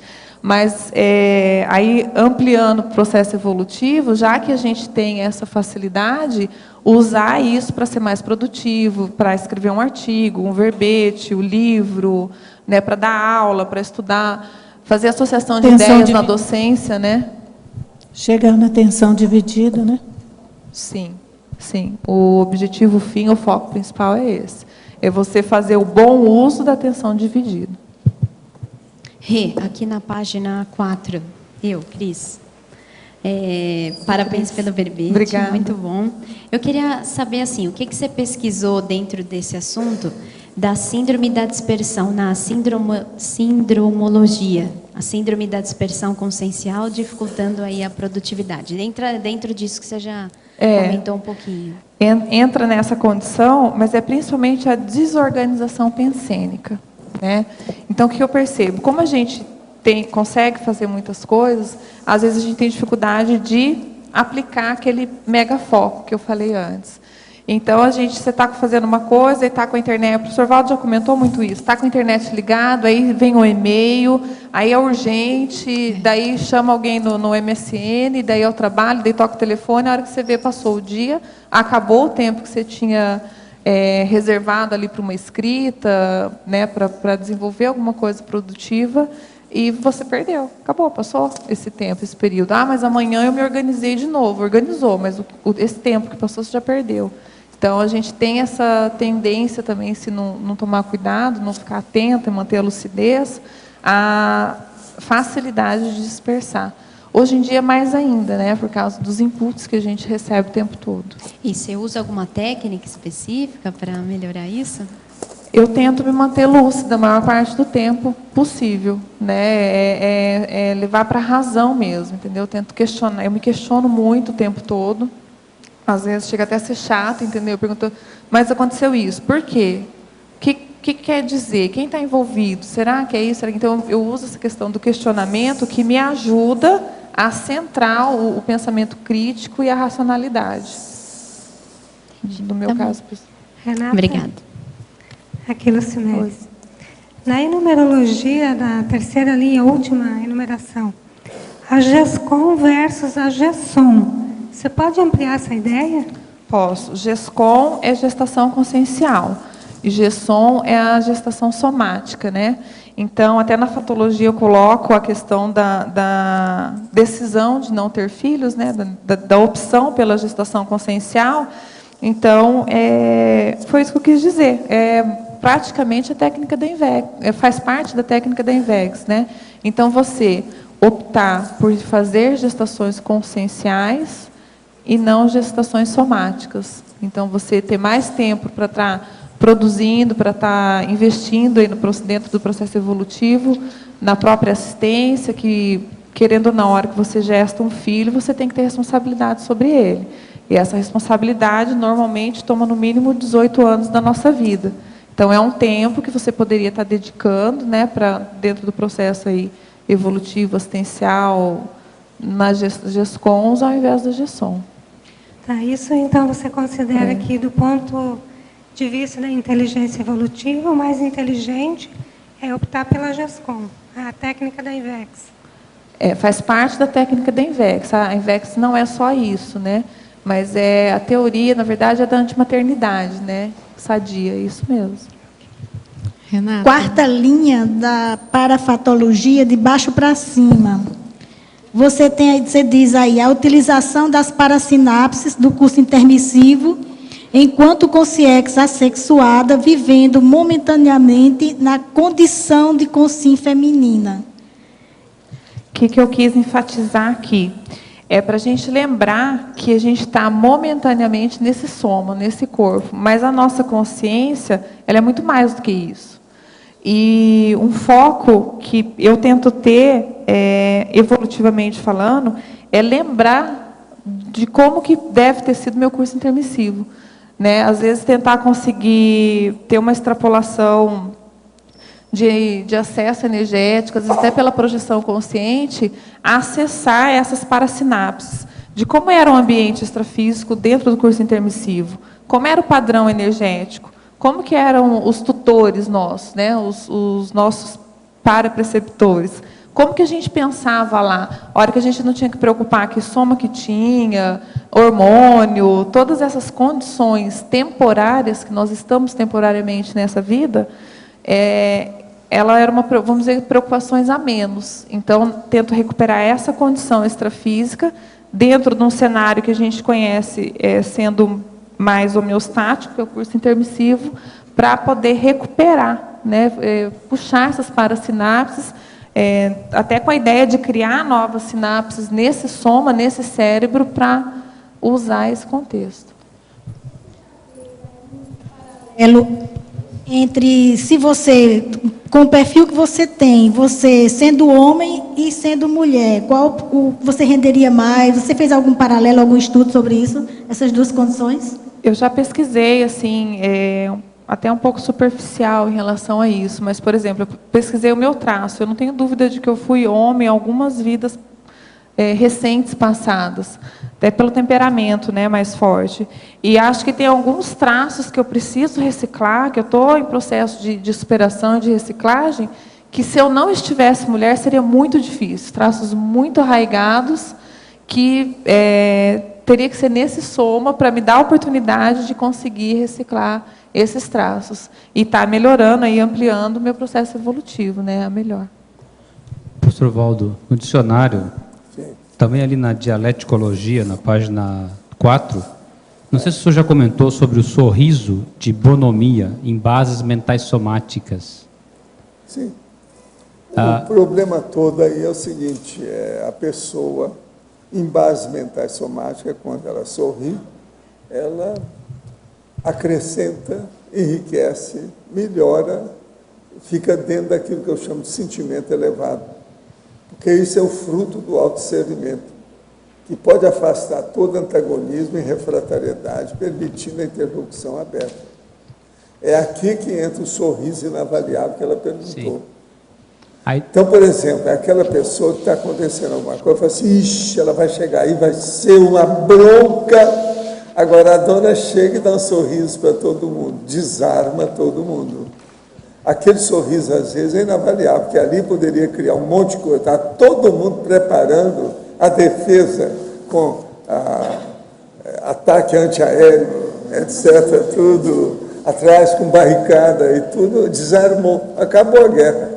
Em ambiente de resgate extrafísico, o senhor já chegou a observar alguma cena que o sorriso possa ter ajudado nesse contexto também? Pode também, né? O sorriso, gente, ele abre, né? Ele convida, ele esclarece, ele, vamos dizer, abre as portas. Sorriso é uma coisa muito séria. Agora, tem gente que não tem noção de sorriso, ela custa sorrir. Então, os músculos são todos enrijecidos, não dá. Para um sorriso grande, é preciso de 23 músculos, quase sempre para mexer. Então, o povo é mão de vaca em tudo, até para sorrir. Tem gente assim. Porque... pode falar, Rosa. Professor Valdo, o que seria o sorriso louçania no 38? A louçania é aquela jovem, da juventude. Então, o sorriso juvenil. É esse que conquista todo mundo. É o que eles colocam nos filmes americanos, na praia. Só aquela moça que vira e dá um sorriso na praia, pronto. É uma senhora cena. Então, tem gente que faz um filme só com essas coisas. É o sorriso da louçania. A louçania, no caso, é o viço, a juventude, a explosão da vitalidade da pessoa. Isso é o máximo. Quando é jovem, você sabe.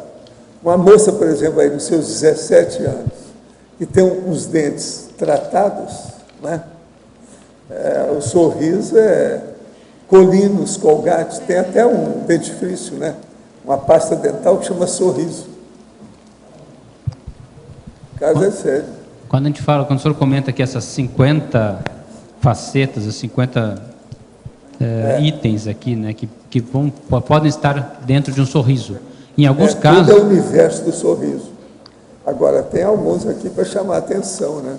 Por exemplo, anticonflitividade, antitristeza, entende? Anti-choro, ou anti, é o antagônico. Vale a pena pensar nisso. Agora, esse verbete, em 4 lugares, eu falo em alegria, né? A palavra alegria é usada 4 vezes aqui. Pode contar que você vai ver. O senhor não chega a comentar aqui diretamente a entrada, o ingresso de entrada lá no holociclo, né? Não, eu não quis chamar a atenção, porque isso aí a gente já falou em muitos lugares, né? A entrada para entrar no holocico é um sorriso. A pessoa mostrar que ela está com bonomia, é aquele negócio da bonomia. Ela quer estudar. Ela não chegou lá danada a vida. Eu vim estudar o dicionário de desaforo. Ela não vai fazer isso. No entanto, isso já aconteceu. Por isso que eu falei, foi a partir do dono, daquela dona, é que eu arranjei. Não, o melhor é quando entrar, vocês falam para a pessoa dar um sorriso. A dona chegou danada da vida no holociclo. E o dicionário de desaforo era o primeiro que ela pegou. Falou assim, é esse que eu quero. Bateu no dicionário, pegou logo e foi ver o que era. E aí ela começou a anotar os desaforos que ela podia falar para o cara. Tudo eu vi acontecer. Já faz alguns anos, eu estava sozinho no holociclo quando ela chegou. Ela não aguentou, ela falou, é esse! Ela não aguentou. É o desaforo. Porque... Aí eu virei para ela e falei assim, olha, tem coisa melhor do que essa, mas eu estou em dúvida se vou informar a você. Tem dicionário melhor do que esse em matéria de palavra de baixo calão e xingatório, xingamento. Tem outros aí piores. Mas eu não vou falar para você não, já que você está com esse, já está satisfeita. Agora, olha bem o que você vai fazer, hein? Assediador é desse jeito. Você podia dar uma aula sobre assédio. É bacana. A primeira coisa, a primeira aula seria o dicionário de desaforo. Agora, o que é engraçado é que esse dicionário ficava justamente juntinho da porta, naquela ocasião, devido à coleção de dicionários, entende? E ela chegou e gritou, o negócio estava por cima. Eu falei assim, essa está demais, né? Tem alguma coisa atrás disso? Foi por isso que eu fui lá, fiz uma interlocução com ela, como é que era, tal. Por isso o sorriso é um excelente mecanismo de desassédio. Ele ajuda muito no processo de desassédio, né? Porque por trás dele pode estar esse universo agora, aqui de reações. Tem que ver a qualificação do sorriso. O sorriso, quando é bom, ele, vamos dizer, ele harmoniza tudo imediatamente. Você não vê sombra nele, ele é espontâneo, ele é livre. Então, ele desarma o pior. O sorriso é bom por causa disso, ele desarma o pior. Agora, um sorriso, por exemplo, de malícia, de má intenção, você vê logo, a coisa é diferente, a filáusia, a solércia. Estuda, tem que ver. Agora, eu acho que todo mundo devia estudar o sorriso. Eu acho que o sorriso é muito menosprezado. Deviam de trabalhar mais isso. Entende? Estudar mais o sorriso. Por isso que eu coloquei esses 50 is para a pessoa pensar. Ó, uma delas aqui, o alívio, amabilidade, afeição, acolhimento, abertismo. Olha só, tudo parece, mas tudo é diferente. Porque é uma técnica básica de interassistencialidade, você aprender a sorrir ou desenvolver o seu sorriso mental somático. Tem gente que precisava de ter curso só sobre sorriso. Esse cara dura. Outra coisa, eles às vezes não são distímicos. Às vezes o cara ou a mulher é tímida. Ela não sorri de timidez, quer dizer, um troço esquisito. Que ela fica com medo. Se ela sorrir, eles vão querer, por que você está rindo? Pronto, já é um problemão. Tem isso tudo. Muitas vezes pode ser um mecanismo de defesa também. A pessoa se defende não abrindo, né? não sorrindo também. Né? Vamos estudar o sorriso, tá certo?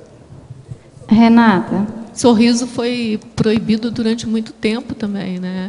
Em alguns lugares. Era crime, às vezes. O processo de, vamos dizer, costume, uso, né? Em certas culturas. E ainda é, de vez. Não, tem mulher que não sorri. Por exemplo, as islâmicas. Elas estão tapadas, não pode sorrir, tapada a boca, é só uma amordaçada. Mas é sorrir para dentro, mas para fora não dá. Isso aí é um negócio sério. Uma dona com a burca, você não vê nada nela. Né? Alguns de vocês, homens aí, pode até entrar numa burca que vai pensar que é mulher. O negócio não é fácil, né? Na parafatologia, na quinta linha, eu queria saber se aqui onde você colocou as projeções conscienciais lúcidas, rememoradas, auxiliando no controle da impulsividade para esperar o momento adequado de agir.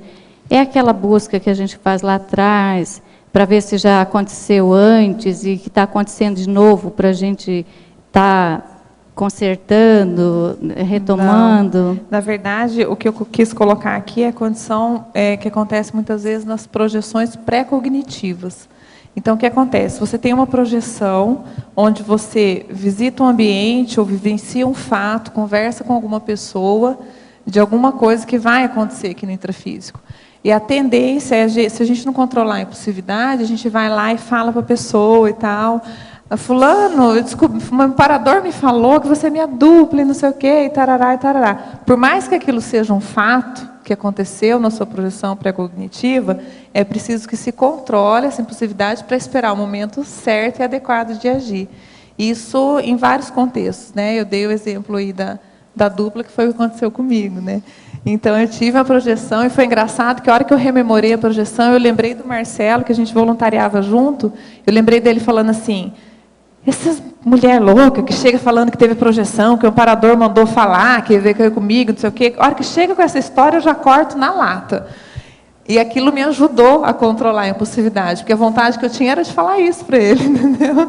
Né? Eu já estava meio paquerando, então já sabia, estava querendo, aquela história assim, entendeu? Aí você tem uma projeção que confirma aquele fato futuro.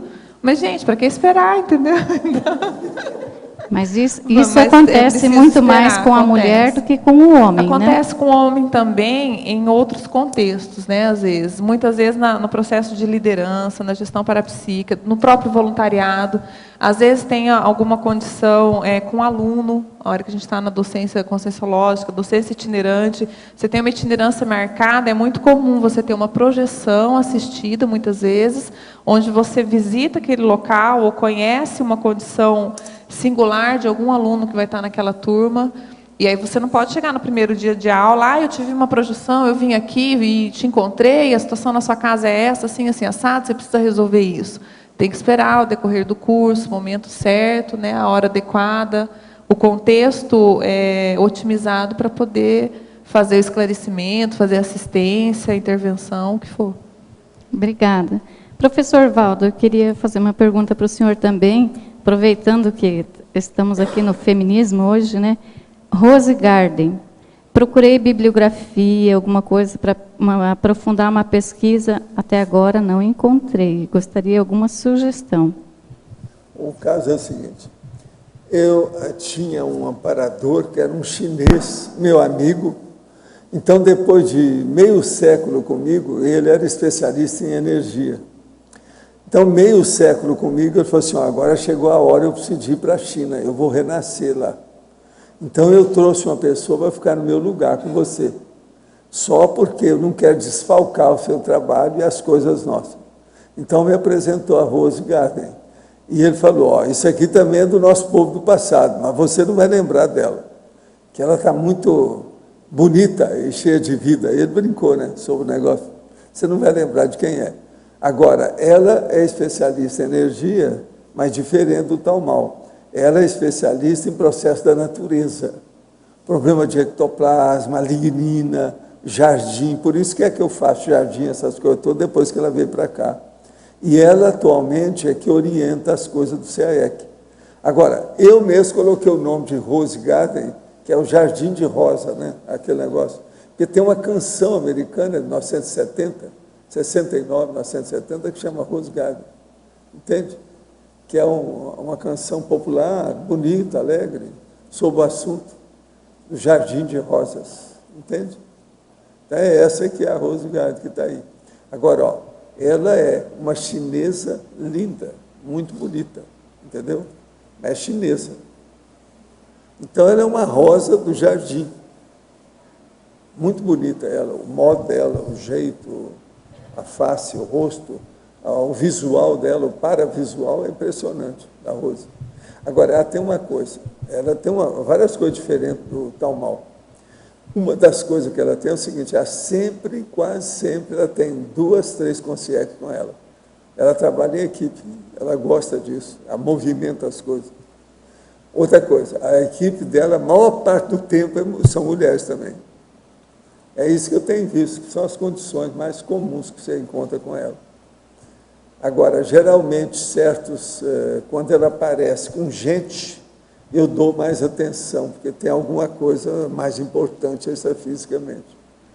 Ela está bancando a Cicerone, entendeu? A guia da visitação. Essa, então, é que é.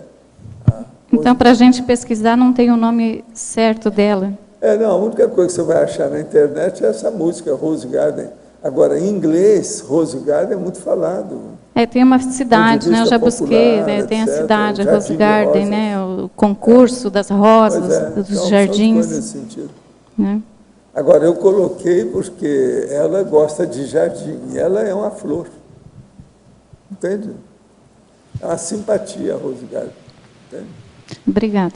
Professor Valdo, aqui no B, eu queria que o senhor falasse um pouco da diferença desse sorriso pela cultura, pela educação, e esse outro sorriso que seria aglutinador, esse desassediador, assim, o que o senhor falaria sobre isso? A gente vê o seguinte, o sorriso, ele tem uma raia de manifestação, quer dizer, um modo de ser.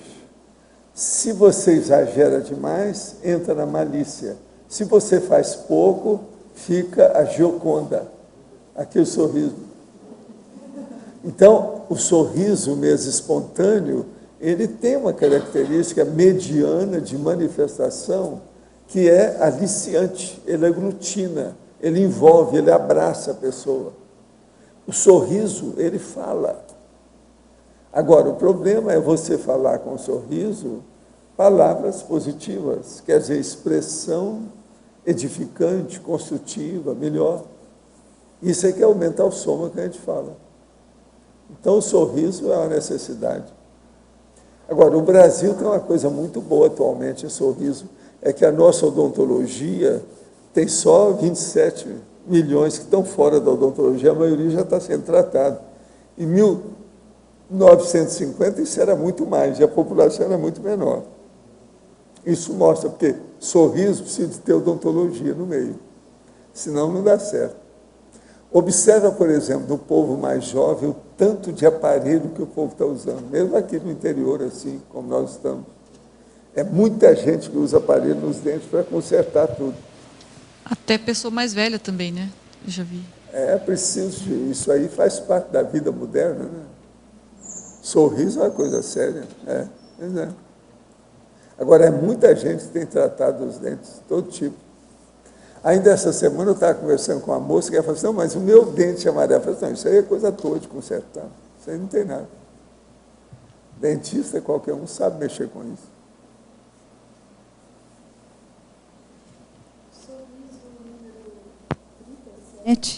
Limpidez. A limpidez. A limpidez eu falo aqui em processo límpido, em algum lugar mesmo no texto. Entende?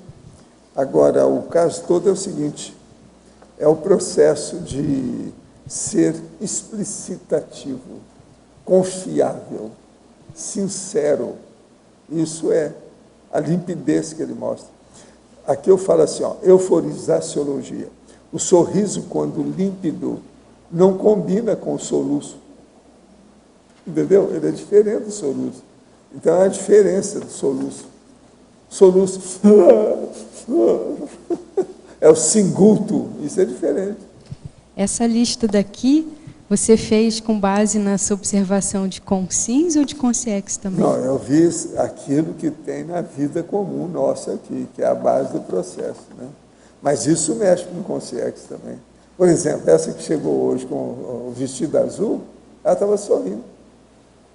Entendeu? É tanto que eu pensei logo, não, isso deve ser por causa do sorriso. Depois eu falei, não, eu sou vestido azul. Eu falei, não, então é coisa de mulher. Então, o verbete é a intelectualidade ginossomática. E era. Agora, é engraçado, né, a condição. E outra coisa, a energia dela é muito forte. É gente que sabe.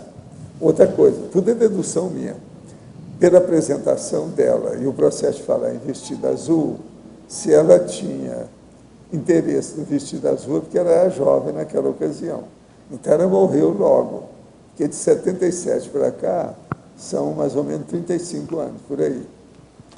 35 anos ela dessomou. Ela está jovem agora. Isso mostra que, às vezes, ela teve uma vida de infiltração ou uma mini proex. Está na cara. Isso tudo é minha dedução só de ver a pessoa, ver a consciência. Tem lógica? Isso tudo eu vou tirando dedução assim. Ó. A pessoa não fala, mas devido ao processo a experiência, o traquejo, você acaba sabendo muita coisa, só de ver. Agora, esse é o problema, que é a técnica dos para-olhos, que eu falo. São os para-olhos. Agora, eu vi logo o vestido dela, tudo. E ela mexeu com um lado assim, vestido bem arrumadinho, tudo certinho. Agora, ela não é alta, entende? É média, a estatura mediana, parece uns 30 anos, morena clara, cabelo escuro, o rosto é mais redondinho. Ela não é feia, é bonitinha. Agora, o sorriso é bacana, acolhedor, sabe? Aliciador, chama, né? Agora, tu tem sua razão. Ela deve estar fazendo alguma coisa aí com negócio de mulher, né? É aquilo que eu mostrei. Uma outra coisa, ela apareceu às 12 horas em ponto aqui, foi meia hora antes de começar. Estava aí só uns 3 ou 4 de nós, né? Só a gente, a ninguém. De manhã. Eu não vi, eu não a vi de manhã, não. Eu só vi agora, de tarde. Tudo tem sua razão, né? Os afins se atraem, os temas, a situação toda, né? Faz parte. Renata, aqui na parafatologia, aqui, Kátia, na sua frente. Kátia. Você podia falar sobre o autodesassédio auxiliando na superação da teimosia feminina? Esse foi um ponto assim, bem importante dentro da minha casuística, né? Por quê? Porque muitas vezes a mulher ela é teimosa, ela se assedia com aquilo, querendo ter razão, e às vezes ela até tem, mas quer provar, quer, né, o senso de justiceira, a síndrome da justiceira até existe. Então, ela é uma via de mão dupla. Tanto a teimosia fortalece o processo do autoassédio, que, com ele fortalecido, aumenta a teimosia e não se ganha nada com isso, né? Então, o processo assim, da gente se desassediar, o autodesassédio, para conseguir sobrepairar o processo da teimosia e compreender melhor, seja a circunstância que for. Então, quase que abrir mão da teimosia pelo autodesassédio.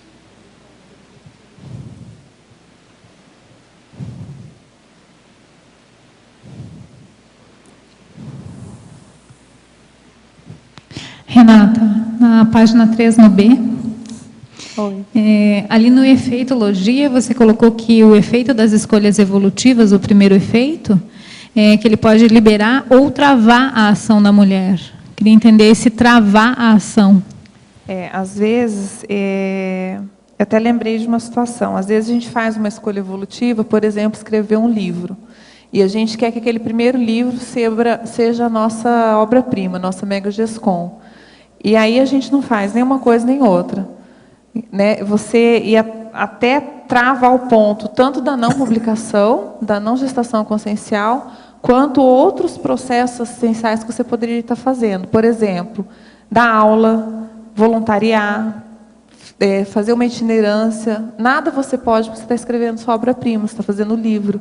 E, às vezes, isso passa 2 anos, 3 anos, é uma escolha evolutiva, é uma meta evolutiva da maioria de nós, só que te trava, porque você não tem flexibilidade, não consegue abrir espaço para pensar. Entra até na teimosia, né, que estava falando com a Kátia. Você teima, às vezes não flui ideia, não está no fluxo de continuar escrevendo aquela obra naquele momento, não estou falando que não é para escrever, mas naquele momento, praticar docência itinerante, que vai te dar mais bagagem, mais experiências para enriquecer a própria obra que você está escrevendo, você abre mão, trava todo esse processo em função dessa escolha evolutiva.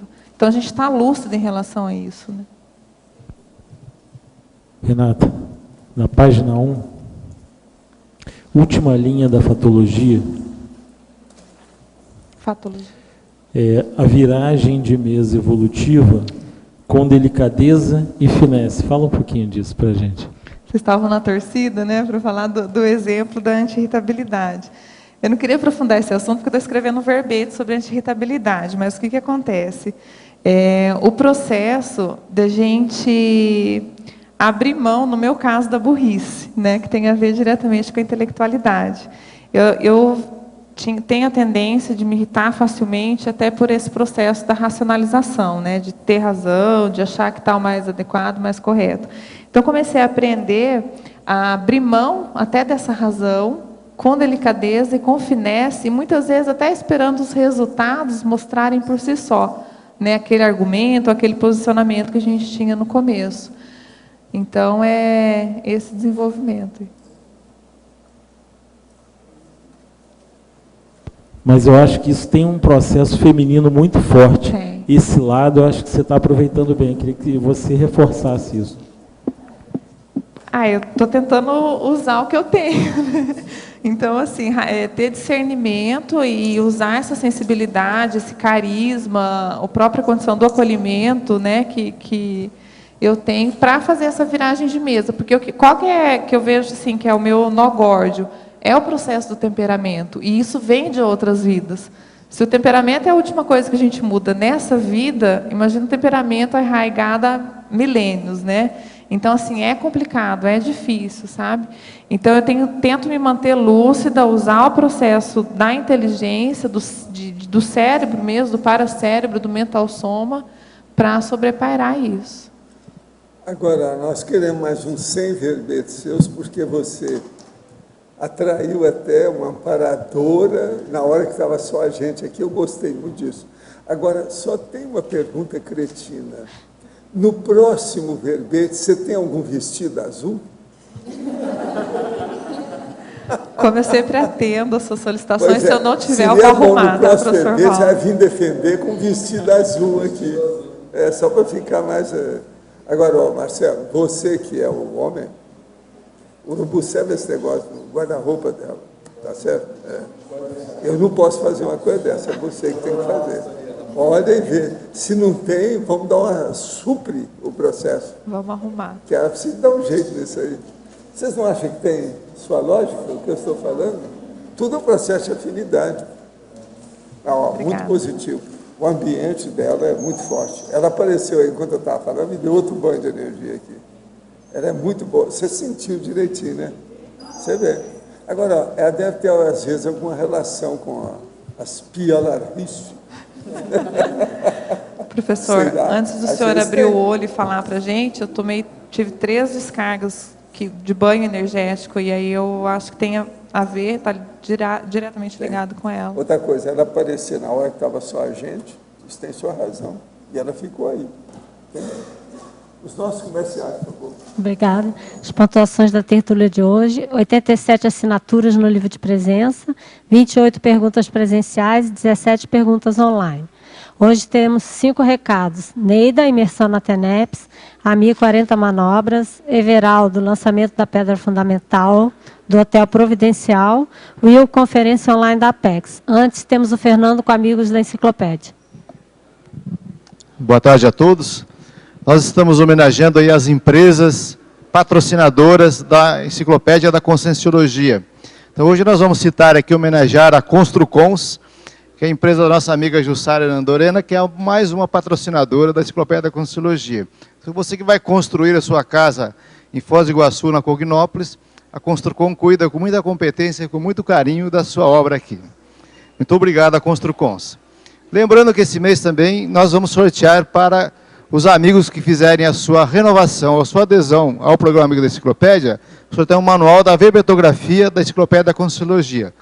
São 3 unidades, e você pode ganhar um manual da enciclopédia, da verbetografia da Enciclopédia da Conscienciologia ao fazer a sua assinatura neste mês de outubro. Obrigado. Boa tarde a todos. Estamos aqui para convidar os tertulianos e teletertulianos a participar dos 10 dias de imersão na TENEPS. É um evento que acontece todo ano aqui no CAEC, E neste caso vai ser de 17 a 26 de dezembro próximo. A programação dessa imersão será a seguinte: dia 17 de dezembro, segunda-feira, haverá um curso com o professor Valdo Vieira, com temas avançados em TENEPS. O horário será das 8 da manhã às 10h30, depois das 13 horas às 15h30, e será realizado aqui no Tertuliário. É importante que, para isso, vocês realizem a sua inscrição no CAEC. É um evento gratuito, mas é importante que façam a sua inscrição. Depois, no mesmo dia, dia 17, inicia-se o primeiro Congresso Internacional de Tenepsologia e 5º Encontro de Tenepsistas. Então, este é o fórum ideal para quem tem interesse pelo tema, para vir debater e trazer as suas ideias, as suas experiências também. O início será das 16 horas, que será o credenciamento, e a primeira conferência será aberta ao público. Este evento, gente, o primeiro congresso, ele vai ter 3 conferências, 9 mini-conferências, 3 mesas de debate e um workshop de bioenergias. O local será no Discernimento. Depois, na sequência da imersão, nós temos, de dia 21 até o dia 23, o primeiro acoplamentário, que é de sexta a domingo, com o tema TENEPS. De 24 a 26, o segundo acoplamentário, de segunda a quarta-feira, com o mesmo tema, que é a TENEPS. Então, como a gente falou, imersão na TENEPS. Para esses eventos, busque informações junto à recepção do CAEC ou pelo telefone 45 3525 2652. Participem, estão todos convidados. Olá, eu estou aqui para convidar a todos a participarem do próximo curso 40 Manobras Energéticas, que acontece aqui em Foz do Iguaçu, nos feriados de 15 de novembro. Curso em 4 dias, então, respectivamente, 15, 16, 17 e 18 de novembro. Esse é um curso ministrado pelo professor Mário Oliveira, em que se trabalha intensamente as energias, sempre dentro de dinâmicas interassistenciais. Então, ao final do curso, você vai estar habilitado a, por exemplo, fazer uma limpeza na sua casa, mesmo à distância, aplicar um arco voltaico nos seus familiares, enfim, usar as energias no dia a dia para o ponto de vista da interassistência. As inscrições são feitas no CAEC, o telefone 45 35 25 26 52. Obrigada e até lá. Olá, pessoal. Estou aqui para informar que, novamente, nós tivemos que adiar o lançamento da pedra fundamental do hotel. Em função das fortes chuvas de ontem, o terreno hoje se encontra bastante molhado, bastante encharcado, com muita lama. Então, a gente optou por adiar o lançamento da pedra fundamental.